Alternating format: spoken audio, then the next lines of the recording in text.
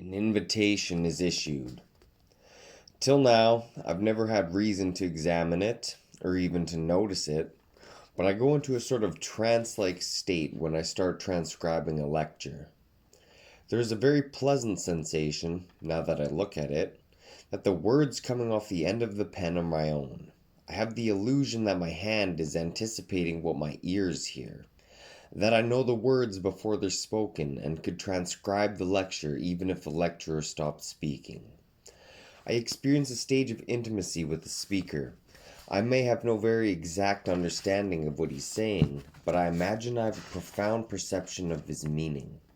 When he stops speaking, I may be unable to answer the simplest question about his topic, but this doesn't worry me because I know it's all securely locked away in my transcription. Since on this occasion B was using no visual aids, I closed my eyes, which usually helps concentration. About half an hour later, however, they popped open quite involuntarily. I looked up at B, he looked down at me, and our eyes met briefly. Without special acknowledgement or recognition, without a pause between words, he swept his eyes over the crowd, registering no difference, as far as I could see, between friends and foes.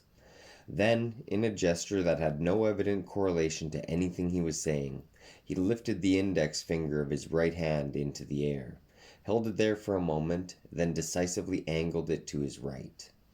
It was an unmistakable signal of some kind, but I couldn't spot anyone who had caught it or seemed to be reacting in any way. I considered the idea that the signal had been picked up only by me because it was meant only for me. He went on speaking. I closed my eyes to shut out the relentless noise of the crowd and went on transcribing. Minutes passed. Suddenly I noticed that my hands had stopped moving, and I actually wondered why. Opening my eyes, I saw that B was finished. Even so, it wasn't until he'd gathered up his papers and stepped away from the podium that the audience seemed to waken to the fact that B's talk was over. His hecklers sent up a cheer of self-congratulation for a job well done, while his supporters hurried to organize some applause. Already moving, B gave them an indifferent nod and disappeared into the wings. Pilgrimage. By the time I got outside, the protest had turned into a party, with hugs and kisses and wine-filled paper cups for everyone who had taken part in the mighty deed. B's supporters straggled into the night unmolested except for teasing catcalls and jeers. As I watched from across the street, I soon realized that the protesters were doing the same thing I was, keeping an eye on the stage door alley beside the theater, waiting for B to emerge. After a few minutes, a car pulled up, not a limo by any means, just a middle-aged Mercedes sedan. A second later, a flying wedge cut through the crowd, muscled its passenger into the back seat, and stood guard as the sedan sped off to the right. Having missed its chance for a last little coup de cop, the crowd quickly lost its buoyant mood and began to break up. Bottles were corked, cups were collected, and naturally everyone had to shake hands with everyone else before departing.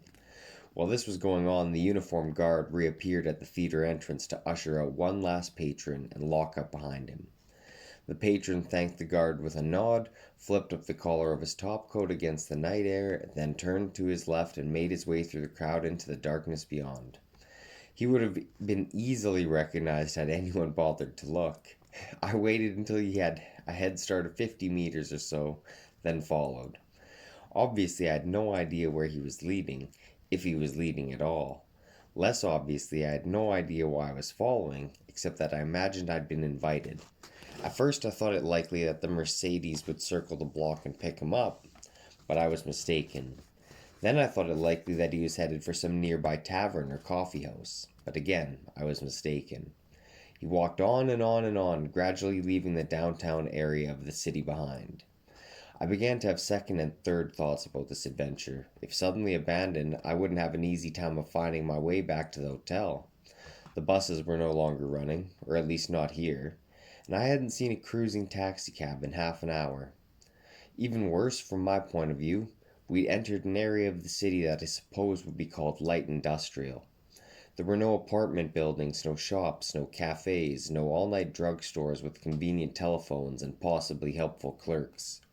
This was the home of factories, machine shops, brickyards, and warehouses, inhabited at this hour only by night watchmen and guard dogs. A reasonable question would be, why didn't I catch him up and ask where he was going? I wondered about that. Would that be the ordinary thing to do or the extraordinary thing to do? The normal thing or the odd thing? Thinking about it didn't help, of course. The natural thing is always the unstudied thing, the unself-conscious thing. This particular thing was something that, if done at all, should have been done right away. What sense would it make to follow blindly for an hour, then rush up and demand to know where he was leading me? It was an absurd situation which I, being grown up, male, competent, etc., should have somehow handled in a different and better way, though even now I can't say what that way might have been. Looking up from my gloomy thoughts, I saw that B was entering a small, nondescript building just ahead. It looked like a leftover shed of some kind, sandwiched between a warehouse and a railroad yard. I hurried on, hoping this was B's destination.